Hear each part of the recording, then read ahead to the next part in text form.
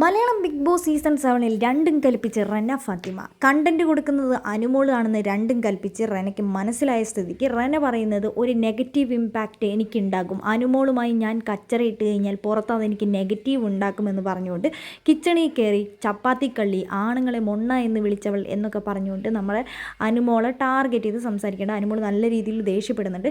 അപ്പോൾ ആരും പറയുന്നുണ്ട് ഇവിടുത്തെ എല്ലാത്തിൻ്റെയും പ്രശ്നത്തിൻ്റെ കാരണം അനുമോളാണ് ഇതിൻ്റെ തുടക്കക്കാരി. അതുകൊണ്ട് തന്നെ കിച്ചൺ ടീമിൽ ഫുഡ് വഴുകി കഴിഞ്ഞ് കഴിഞ്ഞാൽ അത് അനുമോളെ തന്നെ പറയുമെന്ന് ദേഷ്യപ്പെട്ട് ആരും പറയുന്നുണ്ട്. അപ്പോൾ നമ്മുടെ ശരത്ത് ഇതിനകത്ത് കയറി ഇടപെടുന്നുണ്ട്. ശരത്ത് പറയുന്നുണ്ട് റെന ഫാത്തിമേനോട് ഇവിടെ നിന്ന് പോകാൻ പറയുന്നുണ്ട്. ചേട്ടനൊക്കെ അവളുടെ പുറകെ നടന്നു, ചേട്ടനൊക്കെ കണ്ടന്റ് കിട്ടാൻ വേണ്ടിയിട്ടല്ലേ അവളുടെ പുറകെ നടക്കുന്നവരൊക്കെ അങ്ങോട്ട് നടന്നു എന്ന് പറയുന്നുണ്ട്. അപ്പോഴേക്ക് ശരത്ത് കയറി ദേഷ്യപ്പെട്ടിട്ട് റെനയോട് പറയുന്നുണ്ട് നീ എന്നോട് എല്ലാവരോടും കളിക്കുന്ന പോലെ കളിക്കാൻ നിൽക്കണ്ട എന്നൊക്കെ പറയുന്നുണ്ട്. ആരും പറയുന്നുണ്ട് ഞാനൊരു ക്യാപ്റ്റനാണ്, ഞാൻ നല്ല രീതിയിൽ നല്ല സ്ട്രിക്റ്റ് ആയിട്ടുള്ളൊരു ക്യാപ്റ്റനായിട്ട് ഈ ക്യാപ്റ്റൻസി കൊണ്ടുപോകാൻ ഞാൻ ഇഷ്ടപ്പെടുന്നില്ല. അതുകൊണ്ട് തന്നെ നമ്മുടെ ശാരികനോടോ അനുമോളോടൊക്കെ വന്ന് പറയുന്നുണ്ട് ഞാൻ പോടാ പൊടിയെന്നൊന്നും അങ്ങനെയൊന്നും അല്ല പറയുന്നത്, പെട്ടെന്ന് ദേഷ്യം വരുമ്പോൾ അങ്ങനെ സംസാരിക്കുന്നതാണ്, നിങ്ങൾ അതൊന്ന് മനസ്സിലാക്ക്, ഞാനിവിടെ ഒരു ഫണ്ണി ആയിട്ടുള്ള ഒരു ക്യാപ്റ്റനായിട്ട് പോകാനാണ് ആഗ്രഹിക്കുന്നത്, നിങ്ങൾ അതൊന്ന് സപ്പോർട്ട് ചെയ്യുമെന്ന് പറഞ്ഞ് ശാരിക ചേച്ചീൻ്റെ അടുത്തും അനുമോളുടെ അടുത്തും പോയി പറയുന്നുണ്ട്. അവൾ എന്തെങ്കിലും അവിടെ കിടന്ന് പറഞ്ഞോട്ടെ.